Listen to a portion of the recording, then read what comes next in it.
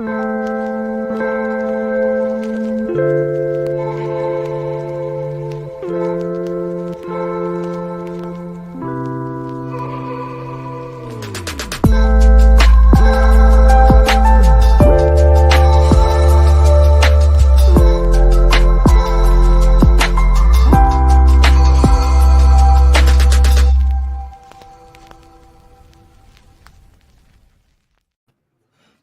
and welcome back to the podcast. So we've got a really interesting guest.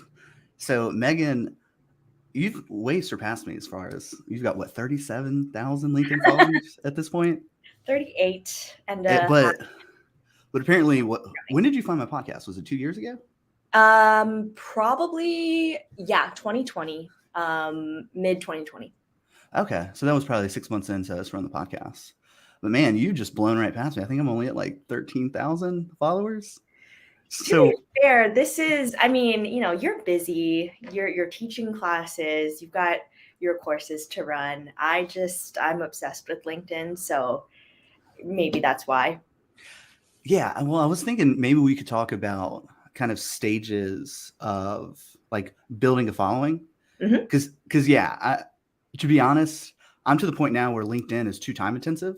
Yeah. To where I've got, well, because think about it like this, like if you posted something 2 weeks ago, no one ever sees it again. To where I record a podcast one time and people see it thousands of times. Yeah. I mean, that's a complaint of, I think that's even more relevant of a complaint for other social media sites like TikTok and Instagram, where recency is such a priority, where you wouldn't see any post past like 3-4 days. Whereas on LinkedIn, I probably could see posts up to like a week ago, maybe 2 weeks ago. But you're right, these video form content on places like YouTube or podcasts or even LinkedIn, I'm sure bring in viewers for much longer than a post, a regular post. Right. Well, I think that are you familiar with the concept of like hustle luck? I can have an educated guess as to what it is, but I haven't heard that term specifically. So there's three kinds of luck. Hustle luck is like you turn over enough stones and you find something. Then there's blind luck, which you can't really. And then there's luck where you've built like a brand for yourself and then opportunities come to you. I see. I think LinkedIn, and especially if you're trying to get like a either transition or you're trying to get your next job, hustling on LinkedIn, I think is a great way to bring opportunity to you. Absolutely. That's what's happened with you, right? Yeah. Yeah, I mean, I'm at my current job now because I posted on LinkedIn because of one fateful post. So it absolutely works. That's very cool. So yeah, so why don't you kind of walk us through? So you're what, 3 years into your career at this point? 3 years out of college. So 3 years into adulting. All right. So let's. By the way, those of you who are listening on the live stream, I've got one of my Greensboro College undergrad students waiting in the wings in the live stream studio. So on the back half of this episode, we're going to pull her in, and because I can't ask the questions that are in her mind. Yeah. I can't read her mind. So I mean, you're the perfect person to ask about that transitioning from school to that first job, which it sounds like I saw on the chat thread off air. That first job was interesting. You learned a lot, didn't like it as much. Yeah. But now it seems like you're in a really good spot, right? Yeah, no, I love where I'm at right now. That question about stages of my career is a good question. I think a lot of people just ask me, oh, how did you get to where you are today? And it can be a long, effusive story. But if we break it down into stages, hopefully I can keep it condensed. Graduated college, studying finance, and went into financial consulting at a Big Four accounting firm. And I was on the mergers and acquisition side as a consultant.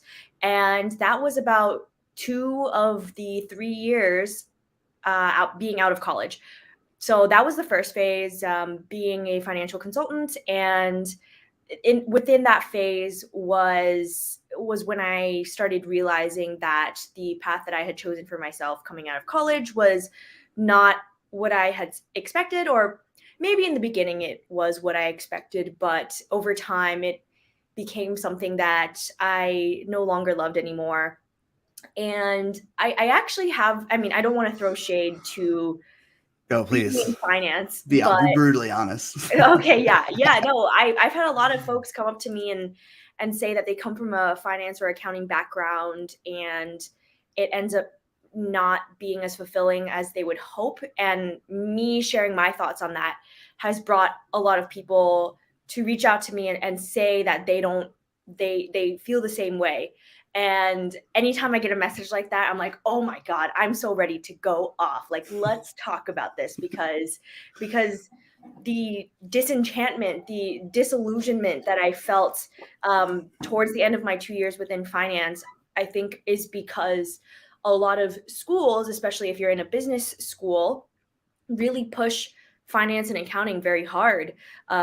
They are very well established career paths, and frankly, they make the school and they make professionals within the industry a lot of money. So I think there's a promise of glory and riches and titles when you enter the world of finance or consulting, because there are big companies and there's prestige and all these shiny things that a lot of students can get wrapped up in, and I was definitely one of those.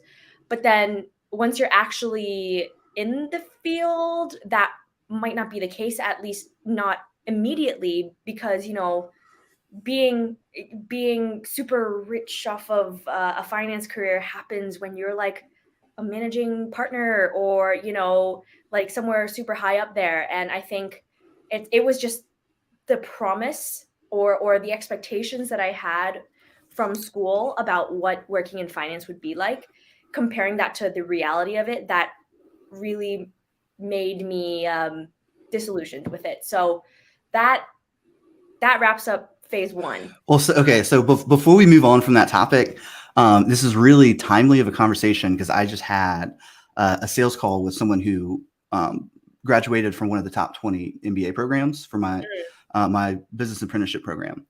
Got it. And it was interesting having a conversation with him because he is interviewing for jobs that are paying $200,000 a year. Yeah.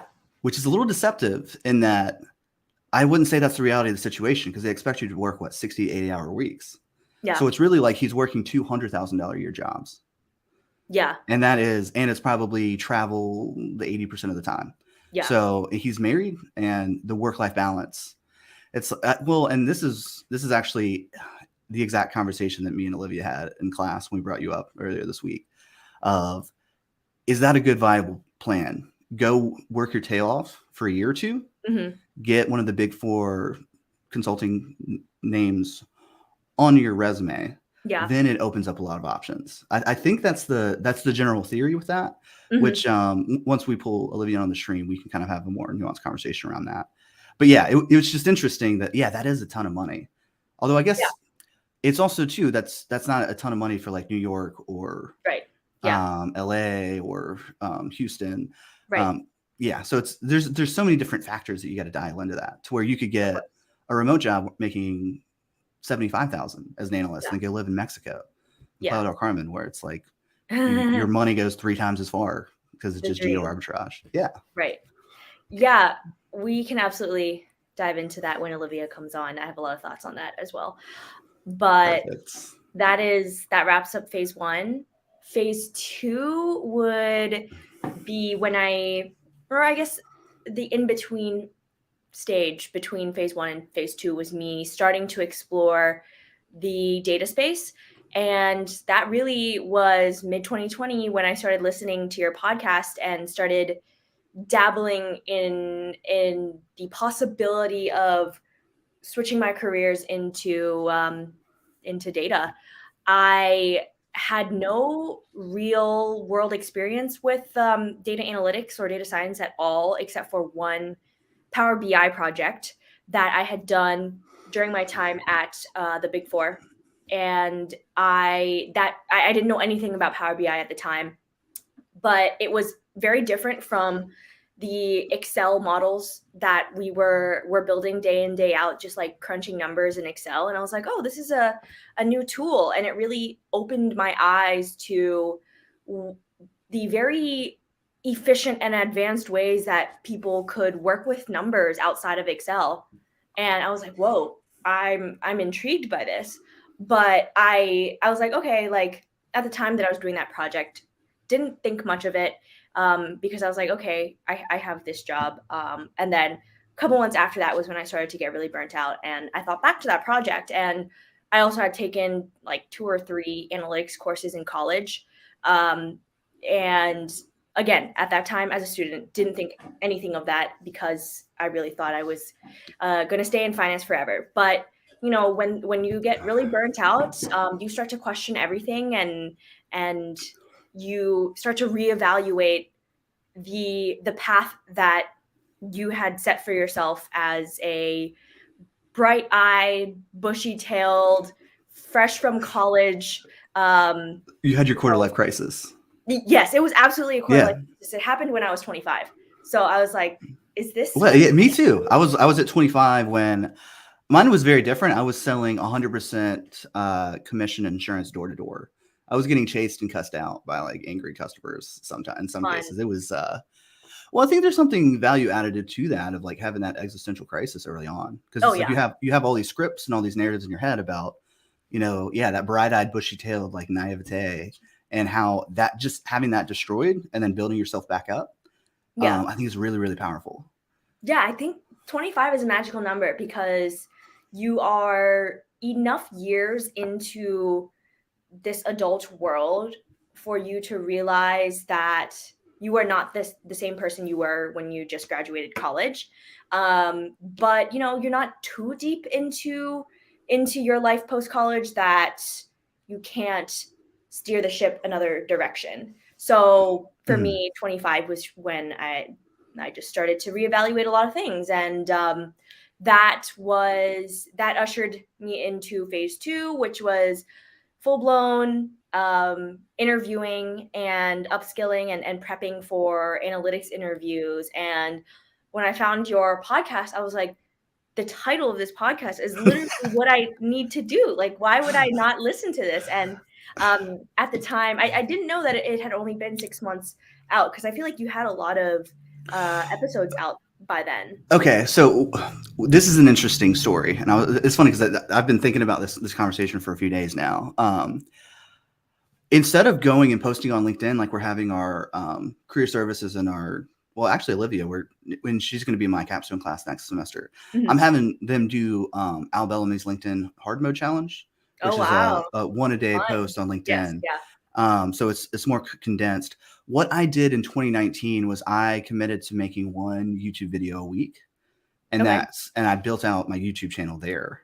Then by the end of that year, I then had launched the podcast. But I think I pulled quite a few episodes, and I've actually cycled through like 2 or 3 different co-hosts. Like the current iteration, I'm having one of my students actually like run the podcast now, which is he's actually running my consulting agency now too, which is oh my god, that's a lot of responsibility for a student.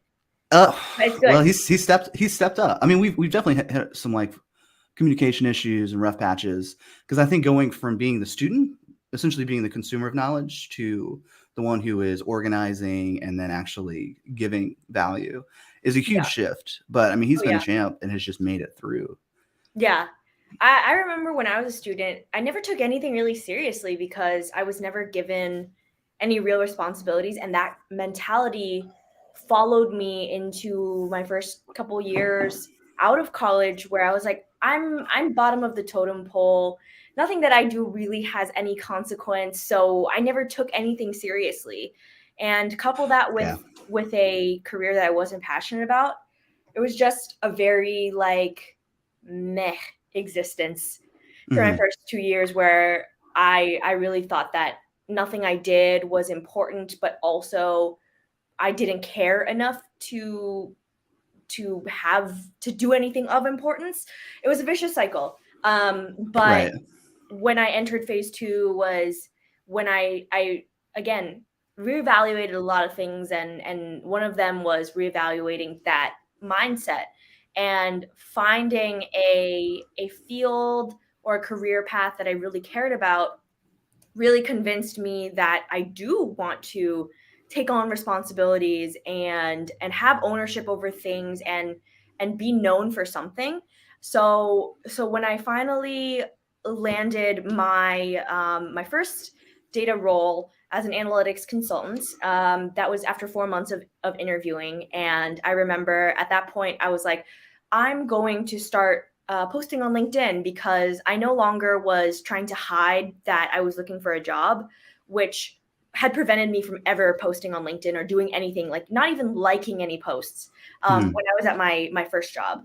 So when I started as an analytics consultant, that was when I decided, okay, now I have nothing to hide. I'm going to turn over a new leaf in terms of my mentality, in terms of my habits, in terms of how I view my future. And part of that view of my future was I'm going to hopefully set myself up for success by building this personal brand thing that people talk about. And I knew also that I didn't want to stay in that role for too long, but I did not want to go through another 4-month long job search process for whenever my next step would be. And as I was in that analytics role was when I really started to put in the work to build up my LinkedIn presence. I was only posting 2 times a week at most at the time, but that really built up the habit of being consistent on there and Consistency is the key. Yeah. Yeah, absolutely. It's like I remember I had one post that did decently well, and that was when I was like, okay, I'm going to see how far I can get with this if I post more than 1 time a week and on a regular cadence, and started picking up steam. So I was like, oh, this is kind of addicting. Like I'm a very avid consumer of social media. So I was like, once I started getting the dopamine hits of likes, reactions, that's when I was like, ooh, this is kind of fun beyond just the professional benefits of it. I'm a little jealous of you because social media has always been a drag for me. I'm like I'm like having to push through it. But I think what we're doing, so with the Greensboro College apprenticeship, what we're doing now is I brought in Kadisha Bryan to be my social media manager. And she's facilitating the LinkedIn challenges. So she's like, awesome. We just launched a new cohort earlier this week, actually. Yeah. And she had a whole, she gave a whole talk about, here's how to think about it correctly. Here's a engagement type of post. Yeah. Here's like how you can, here's the right formatting. You don't want it just one block of text. It's like that, awesome. like that bro talk where it's like, 1 or 2 sentence space, 1 or 2 sentence space. Yeah. Like for whatever reason, people consume that more. That is so important.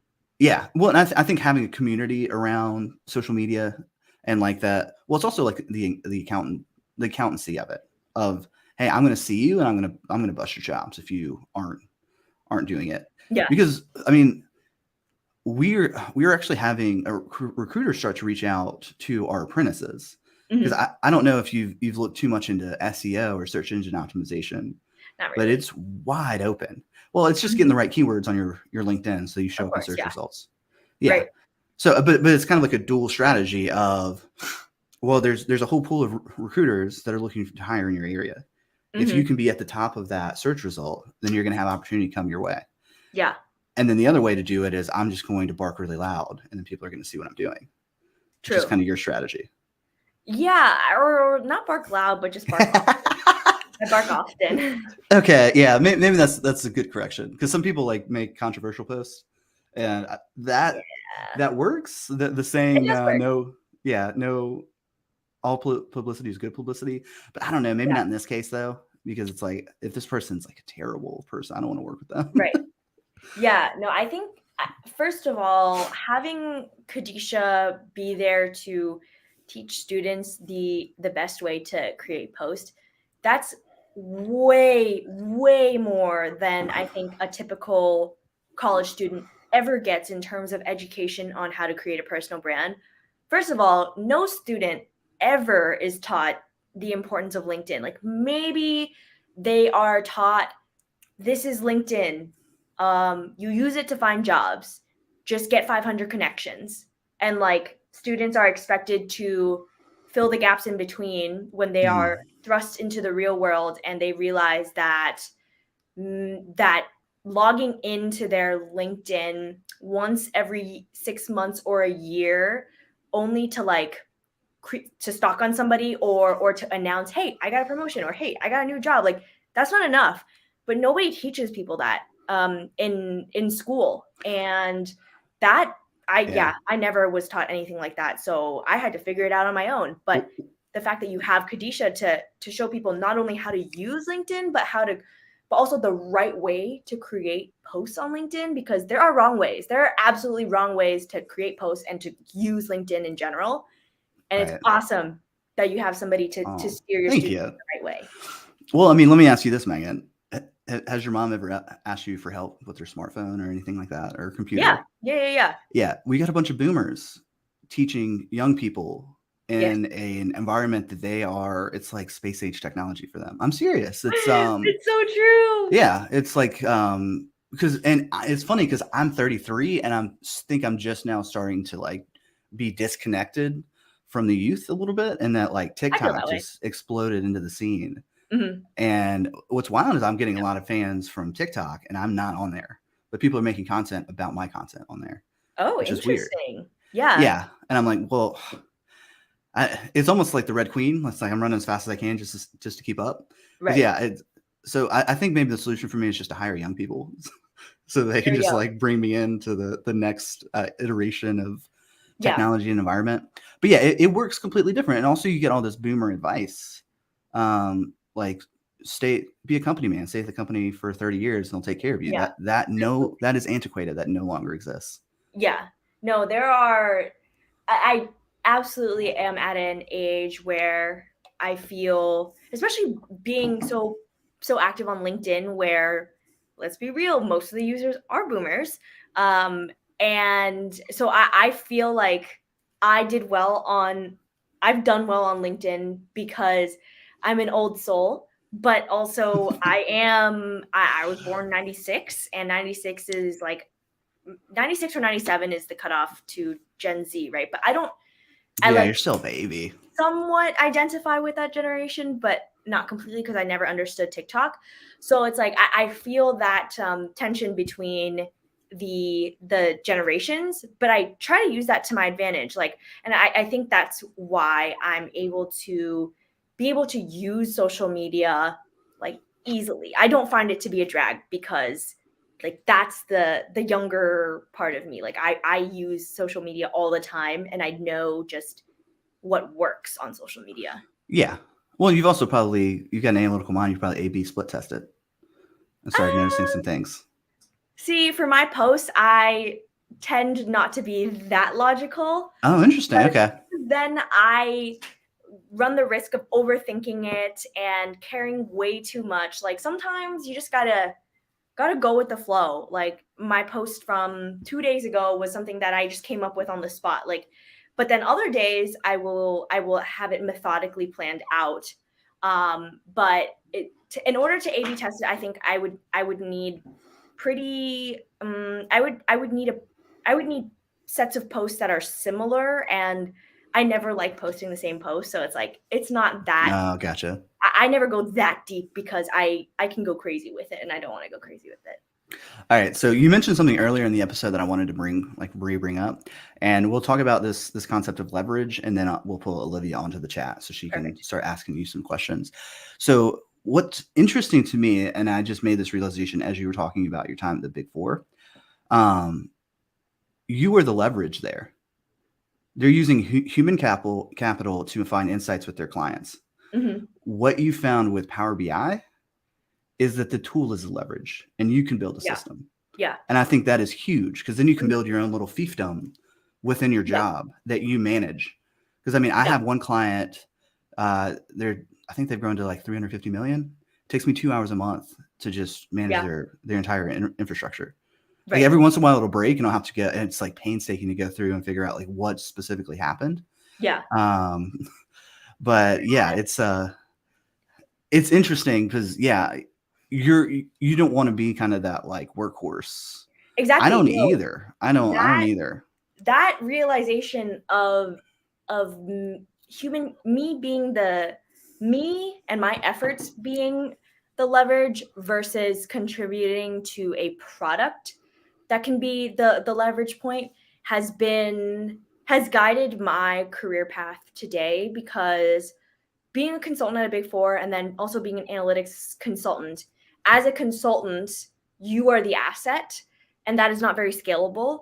And so that's when I was like, I'm kind of tired of consulting. I'm tired of caring about billable hours and billable hours being the end all be all of how I get paid. And so that's when I started to explore products and working for a product and contributing to a product. And that's how I found my way to narrator. Narrator is a product, and Right. sometimes I do work with customers, and that part of my job is very similar to my consulting days. But at the end of the day, I'm contributing to a product that people can use to create analyses a lot faster.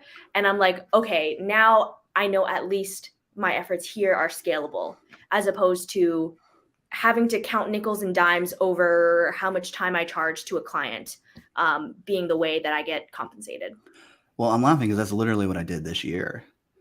So I spun up an apprenticeship program, which is I've not really heard of a business apprenticeship program before, but it's the first time I started productizing like my educational stuff. Yeah. I mean, of course, like the LinkedIn stuff is nice, and it gets like I think I've hit almost well over 1 million views across my LinkedIn courses at this point. Yeah. But it's like I don't like playing that game because I almost feel like a little ethically gray about it. But I think most people are wasting their time on LinkedIn learning. I'm serious. Like they're just like it's like they're not really engaging, but they feel like they're learning, but they're not. And then LinkedIn is just like milking money out of them on that subscription, and they're doing that at scale. To where the apprenticeship program, I built my own learning platform, so I would say probably 80 to 90% of the touch point with the client and my students is through that. But then we have a group call, and then I'm open to one-on-one coaching. So it's kind of like a hybrid approach. But also too, what you're doing is you are defining like what problem you're solving, which I think is hugely empowering. Like you get to set the terms to where when I was consulting in my agency, I was chasing whatever the client needed. Yeah. And that was stressful because I mean, I don't know. There's probably like 15, 20 deals I closed that I knew about 80% of. And I was like, I have to figure this out or I don't get paid this month, which would put my learning on like hyperspeed. But I mean, the cost of that in terms of like sleepless nights, like not having as much time to socialize, like just being preoccupied. There was a cost to that. Right. But now I'm starting to kind of we're having some kind of parallel thinking there of I want to define my sandbox and then play in it and then optimize within that. As opposed to like going out and every time that you have a new engagement, it's a brand new game. There's also politics with the client, like, you know, so-and-so is kind of hard to deal with. They don't like so-and-so.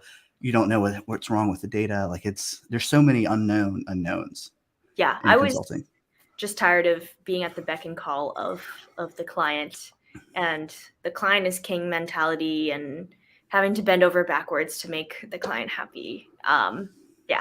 I'll say that much. Very cool. All right. So I'm going to pull Olivia on. Perfect. Because I know she's got some questions. So let me rearrange this here. All right, Olivia. Hi, Olivia. So, okay, let me give context. So Megan, Olivia is in she's getting a minor in analytics at Greensboro College, and she's currently in my case studies business analytics class.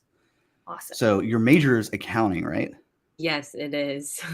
Yeah. And it's funny because the company that you worked for was potentially on her hit list as far as like dream jobs that she might want to have coming out. I think this is a magical experience of like, you get to talk to someone who's very recently gotten that job and you can hear the pros and the cons. Yeah, that's definitely, well, even like when you were talking about the client, I did an internship and that was even like similar, like anything that you do, anything and everything like for the client and that. But my first question was just like, how did you get your foot in the door there? I got an internship there first. It was the summer of my junior year, I believe. And at the University of Virginia, all of the Big Four come to recruit at UVA. And so it was just it was one of those companies where I was like, okay, I'll give this a try. Like, I've heard that a lot of other students in this program have worked for oh, I'm sorry. hi, that is so cute. He's welcome here. But yeah, so I got an internship there, and a lot of my other classmates also joined me in that internship, and it was a really fun summer, not gonna lie. They sent us to Disney World, all expense paid trip, and got so much free swag, and barely did any work that summer. So I was like, man, this is the life. Like, I cannot, and that contributed to me thinking that I was going to spend the rest of my life there. So I accepted the return offer, and the return offer honestly was a given. And like, Wait, can I pause you? Yeah, go for it. So the internship was like honeymoon phase, and then they pulled a bait and switch on you, and we're like, oh no, Disneyland is over. Oh yeah, no, it was like, that, now you guys that is like something out of a sitcom. That is hilarious. And you're like, I love this. No, Disney I mean, World. that's how they got you. It's like, you actually, it was, if you get a return off, if you've gotten a return offer, then you are given the trip to Disney World. And so that's how they make all the interns feel like, oh, this company is so they care great. about me. Like, yeah, I mean, not that it's not a bad company at all. I'm, like I said in our private chat, I'm super thankful for that opportunity because it absolutely opened a lot of doors. I will say, so maybe sell your soul to a big company. It could be worth it. Sorry, I don't mean to say it like that. Not sell your soul. Like, for some people, it is a really great experience, and for some people, it absolutely is their cup of tea. For me, it just wasn't, because I found myself interested in something else. And to be fair, I could have taken an analytics role within that Big Four company, but I just chose to look elsewhere. And I realized that starting at a big company is really great for your resume and being recognized for your roles afterward when you want to find your second job. But when I left the big company, and my second role as an analytics consultant, I was at a smaller firm. And then now at my third company, I'm at an even smaller firm. And I never thought that I would go this direction, because I always thought, having started in the Big Four, and I was like, oh, I was so well taken care of, so many perks. Like, I love working at a big company and having such a recognizable name on my resume. And those have gotten me far. But now that I've gone to a smaller company and then an even smaller company after that, I've realized that there are a lot of benefits to working in a small company that you don't get at a big company, like having your voice heard, being more than just a cog in the machine, and feeling part of something, and enjoying the feeling of like you're contributing to something and what you do matters. So you're more impact driven than like monetarily driven.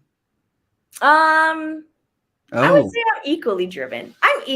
Okay, so that is a common misconception that I've heard over and over again in the sales calls I've had for the apprenticeship. Mm-hmm. People assume that you're going to get paid way less for a smaller company. And I don't think that's necessarily true.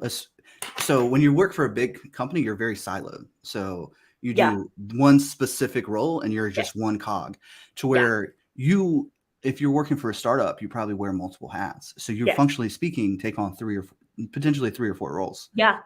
And if you do a good job at all of those, they will reward you well. Maybe not as well as the bigger company, but potentially, like, you can position yourself as like if it's a tiny company, you can position yourself as the chief information officer. Yeah. Start building out the entire infrastructure. Then you've got your hands on the data. You can quantify the impact of the work you've done, and then start aggressively using that to negotiate up. Yeah.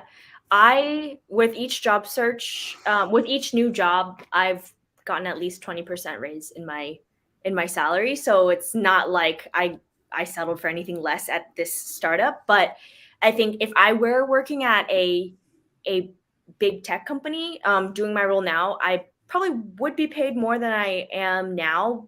But these But days, it's close though. That's interesting. yeah, these days early in my career, I absolutely was revenue driven, monetary. Like I cared a lot about how much I was paid because fresh out of college, you're like, wow, I love the titles and the salary, and it's really easy to have that as your guiding light.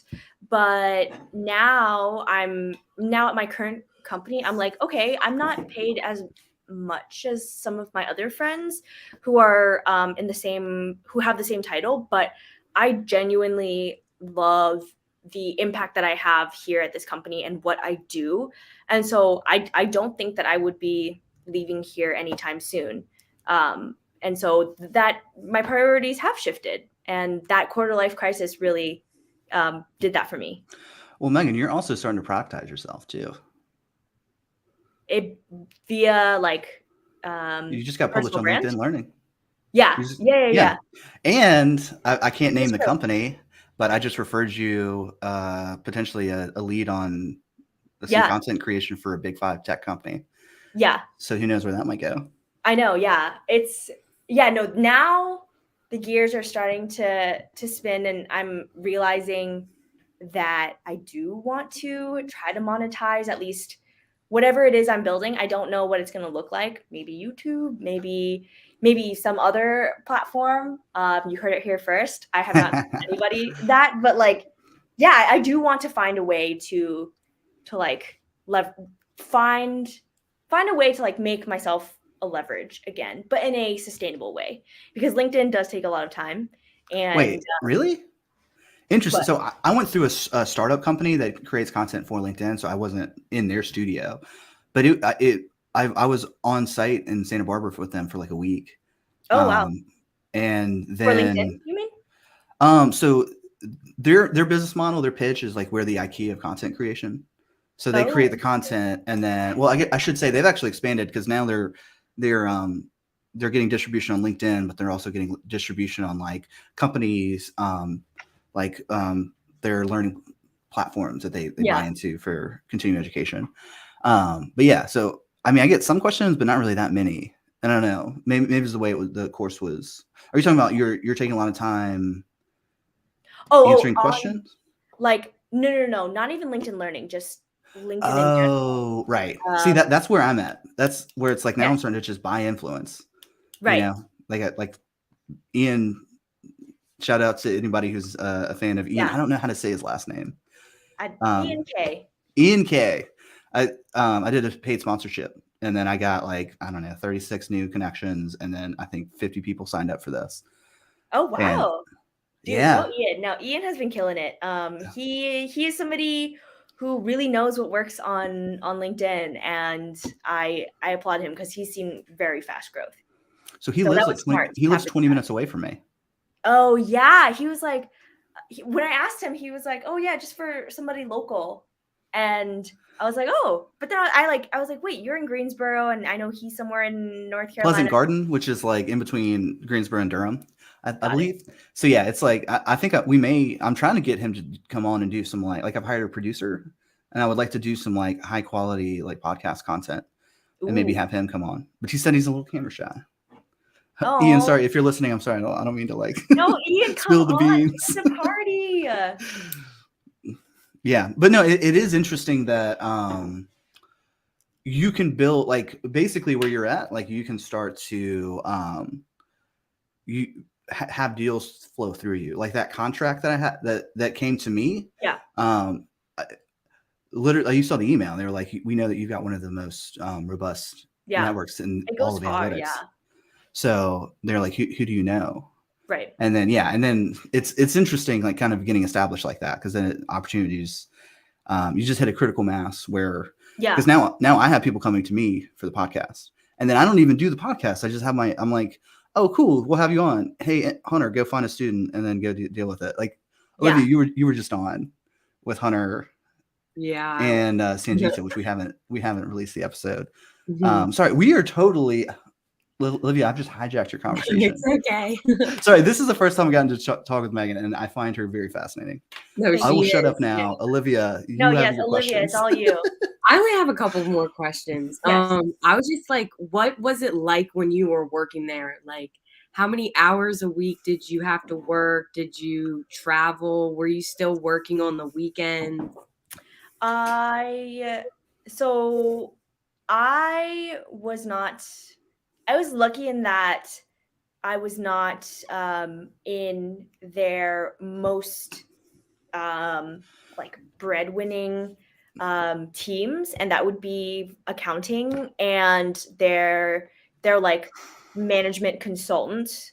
So those guys were probably the most overworked, especially during tax season.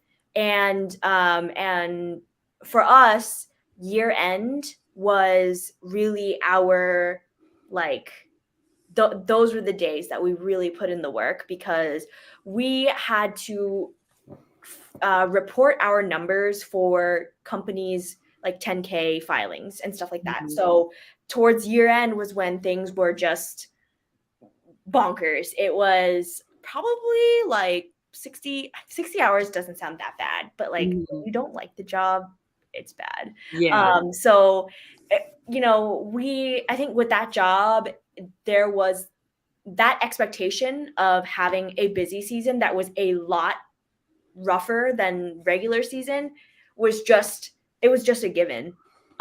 You did not have a choice. So it was like, oh, you signed up for this. And I'm like, okay. And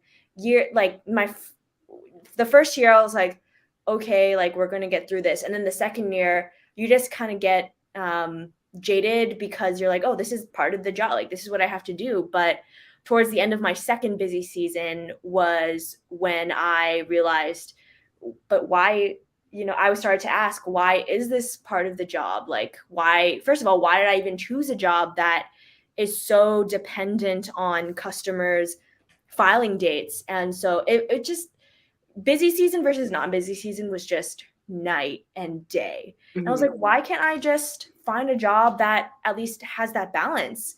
And so, non-busy season days, they were great. Did a lot of learning, bonded with my team, and I don't have anything bad to say about my team.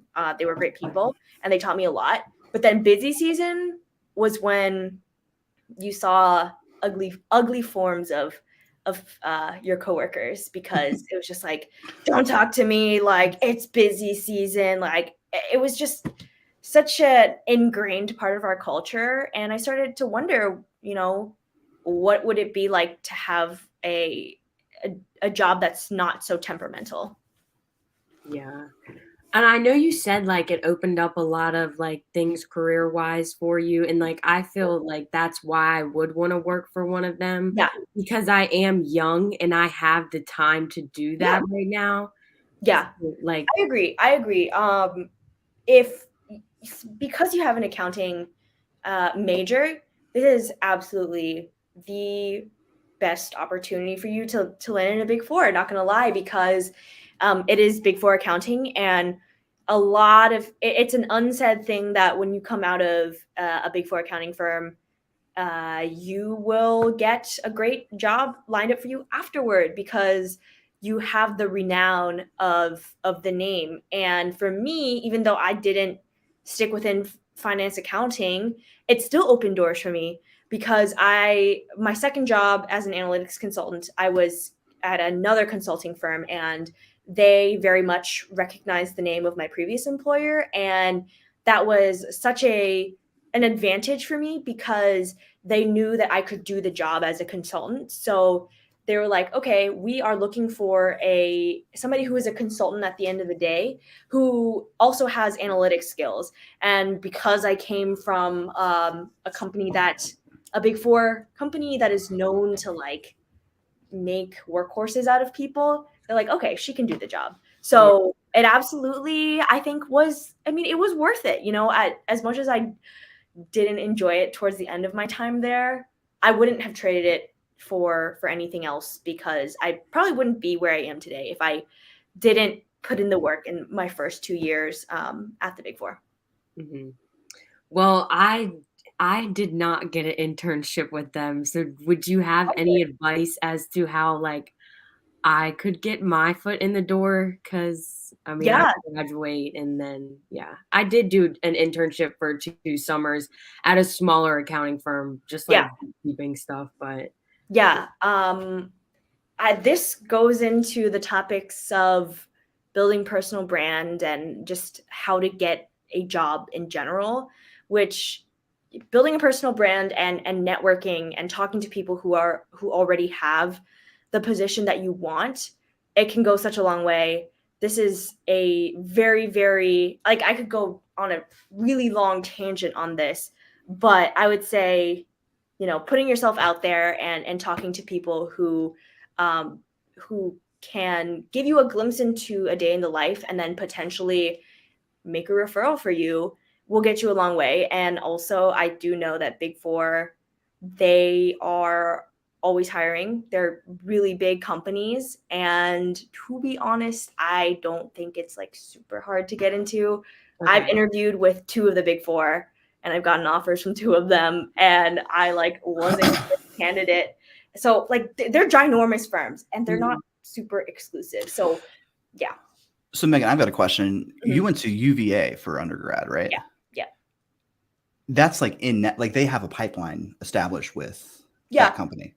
See, that's what I think. And see, it's almost like what I've done over the past year is just studied the overall educational landscape. Yeah. And it seems like it's like some Pareto distribution going on. The top 20% of schools are providing almost all of the good jobs. That being said, you pay 6 figures for that degree. So it's like you better. I think the worst case scenario is to go get into a name brand school, get $100,000 in debt, but don't finish because you realize that you want like a different thing. To where I think the middle and the lower of the pack in terms of like rankings go, we just don't have that pipeline established. It's something that I'm doing now. It's what's wild is that my students are starting to get my other students jobs. That's awesome. Because I don't think that I think the big name schools have like a pipeline to like Wall Street or finance. I don't think there's really like a pipeline directly to the analytics space. It still feels very much like the Wild West, which is that's what I'm trying to do. I don't think any undergrad program really has an established pipeline for analytics jobs. For finance and accounting and consulting, absolutely. Yeah. Because I went to a business school and it's a pretty well-known business school. So we did have those pipelines into especially the Big Four accounting firms, and a lot of other people went into like Big Three consulting. So yeah, maybe I do take that pipeline for granted because of the school that I came from. Yeah. Right. You're in the club, so to speak, because you've got that alumni network, and you were probably on campus with people who in your cohort. I guess you don't call it. I call it cohort. Like I have 2 students in my analytics classes right now. So I call them cohorts, which I guess that's more like an MBA thing. But like the people in your graduating class that you knew probably got those jobs, so you can get a referral from them. So I think it's a little bit easier to where, like, I guess to get a more nuanced on Olivia's question is like, do you have any advice on how to break into those bubbles? Yeah. I mean, it's not just, you shouldn't just rely on school being the common factor that connects you. I have made connections out of people because they're from the same area that I live in, or they have like the same interests, or they are following the same like page Podcast. on LinkedIn. Yeah, or podcasts. Like Me.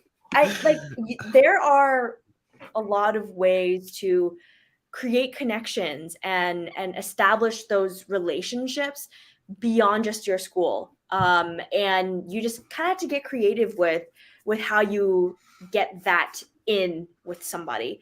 But also, we were talking about leverage and, creating LinkedIn posts and putting yourself out there. That can totally be your leverage, because if somebody sees your name come up on their feed, then that's already like an in, because they've seen your name before. So you're not a completely cold contact, and that can act in the place of being like, hey, I went to the same school as you, or I worked in the same company as you, or I am from the same geographic location as you, right? So it's all about just finding a creative way to get your foot in the door with someone who can eventually be your foot in the door to a company.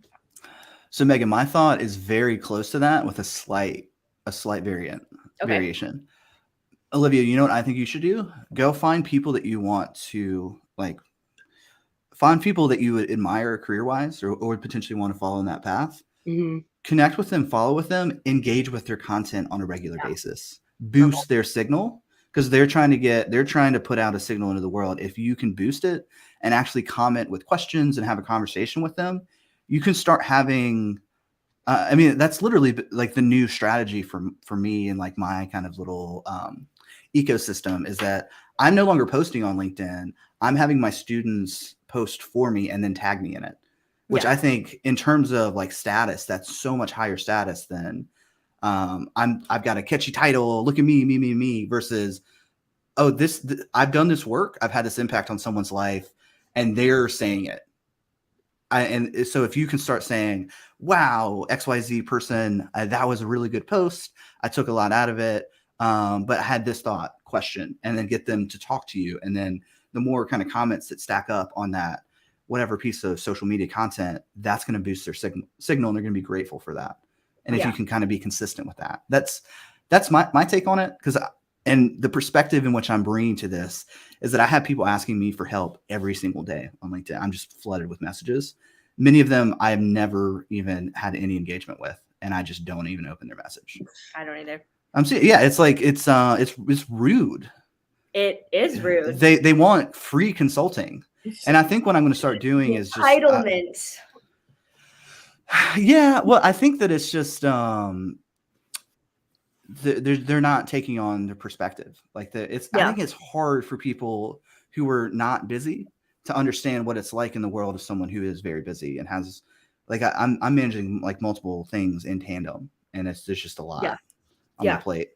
So for me to stop and give like really thought out advice and type that out, that's a lot, because I get like, I don't know, 10 messages like that a day or something like that. I'm sure you get more because you got even bigger following than me. I get a lot, and I feel like my ADD these days, not diagnosed or anything, but I feel like I'm so ADD-like because I get so many messages and notifications, and I'm like, oh, I have to answer this. No, I have to answer this. And then this new one comes in, and then like I get distracted and I forget to respond to something. And so I was just thinking today about how bad I am at responding to messages, but it's not really because I don't want to, but it's just like it takes so much out of me to type out guidance to somebody who's just like, hey, I want to break into data science. Can you guide me? Like, where do I go with that? If only there were like a podcast or something like exactly in that area. Yeah. But people don't like to do their research. So well, I'll literally will be like, hey, go check out the podcast. Like I've talked about this for 175 hours. That's true. Yeah. You just go have at it. Like I'm not going to spoon feed this for you. No.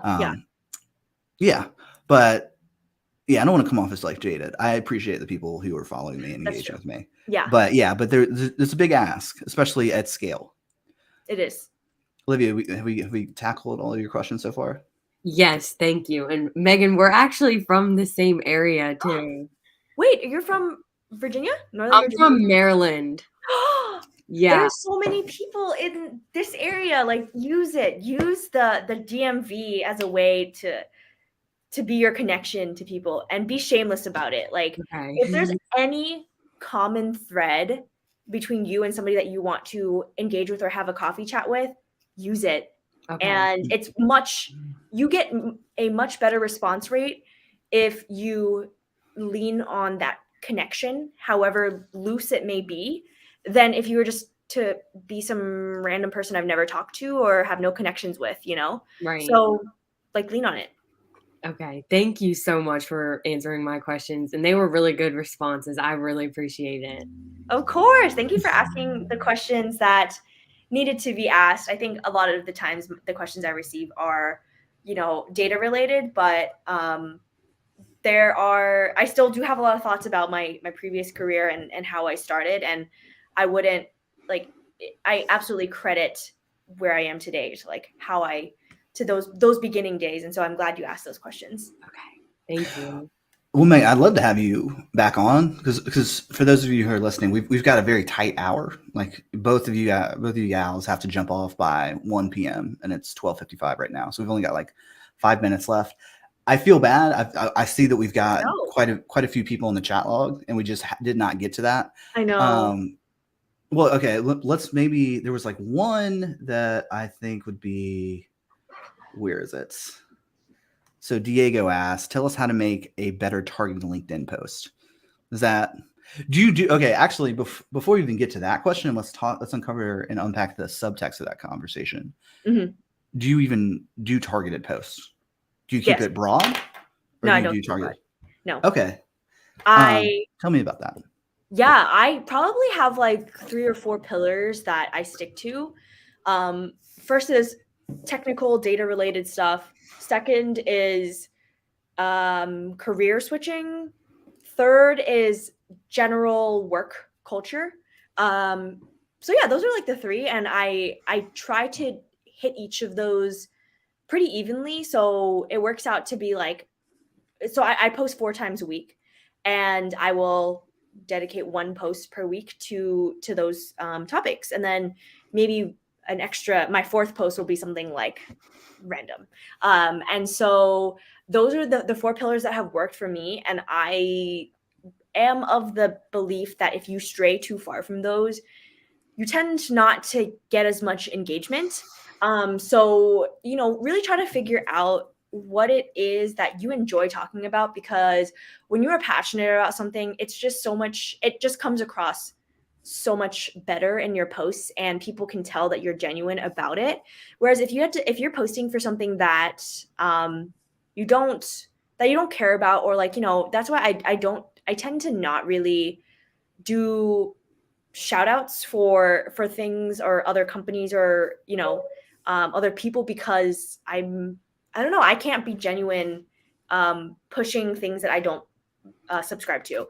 And so yeah, a lot of my posts are just me coming up with experience, like talking about experiences that I think other people can relate to.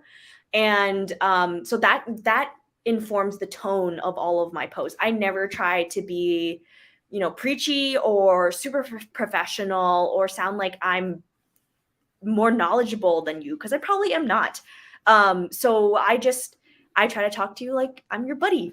And so that's the tone. But then in terms of, like the topics, you want to identify just a handful of things that you can talk a lot about, and that you can talk passionately about them, and just stick to them.